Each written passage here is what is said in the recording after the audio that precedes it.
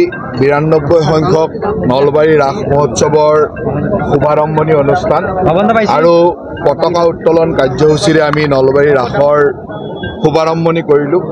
92 সংখ্যক ৰাস মহোৎসৱ উপলক্ষে 92খন পতাকা ইয়াত উত্তোলন কৰা হৈছে। নলবাৰীৰ বিভিন্ন ধৰ্মানুষ্ঠানৰ প্ৰমুখ ব্যক্তিসকল আৰু বিভিন্ন জাতীয় সংগঠন বা এই অঞ্চলৰ অনুষ্ঠানৰ প্ৰমুখ ব্যক্তিসকলে এই 92খন পতাকা উত্তোলন কৰিছে আৰু এই 92খন পতাকা উত্তোলনে আমাৰ ৰাসৰ কাৰ্যসূচীৰ আজি শুভাৰম্ভণি হৈছে।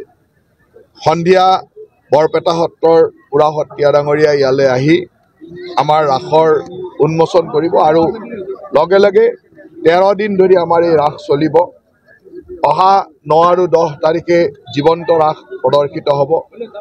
অহাকালিৰ পৰা পুতলা নাচৰ ৰাসো চলি থাকিব। গতিকে মৃন্ময় মূৰ্তি, জীৱন্ত ৰাস আৰু পুতলা নাচ ৰাসৰ তিনিওটাৰে সমন্বয়েৰে 13 দিন এই ৰাস মহোৎসৱ চলিব।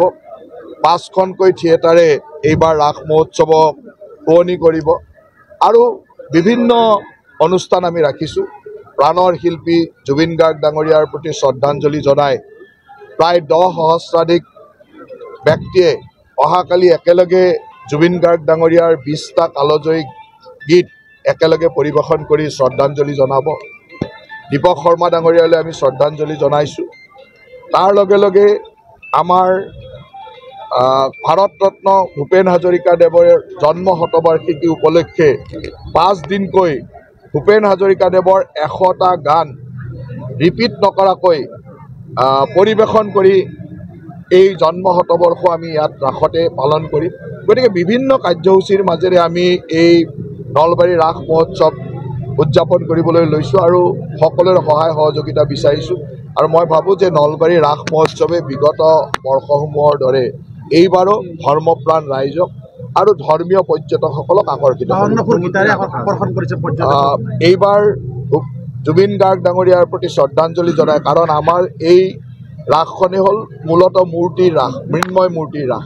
গতিকে আমি ইয়াতে জুবিন গাৰ্গ ডাঙৰীয়াৰ প্ৰতি শ্ৰদ্ধাঞ্জলি জনাই তেখেতৰ বয়স অনুসৰি 52 ফুট ওখ এখন গীটাৰ আৰু এটা টুপিৰ মাজেৰে তেখেতক শ্ৰদ্ধাঞ্জলি দিছোঁ। তেখেতৰ এটা প্ৰতিমূৰ্তিও থাকিব।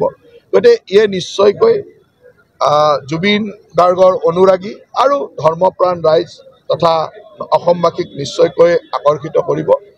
আৰু বিভিন্ন অনুষ্ঠান আছে, মই প্ৰতিটো অনুষ্ঠানে ইয়াত আকৰ্ষণ কৰিব বুলি মুখ্যমন্ত্ৰী ডাঙৰীয়া বিহাৰৰ নিৰ্বাচনৰ কাৰণে তেখেতে আজিও বিহাৰলৈ গৈছে। ৰাতিপুৱাই ভূপেন হাজৰিকাদেৱৰ শ্ৰদ্ধাঞ্জলি অনুষ্ঠানত থাকে তেখেত আজি বিহাৰৰ নিৰ্বাচনৰ কাৰণে গৈছে। গতিকে যিহেতু নিৰ্বাচনৰ কথা, গতিকে তেখেতে ইয়াত থকা কথা আছিল, কিন্তু নিৰ্বাচনত যাব লগা কাৰণে এইবাৰ তেখেতে কোনো এখন ৰাসতে উপস্থিত থাকিব পৰা নাই।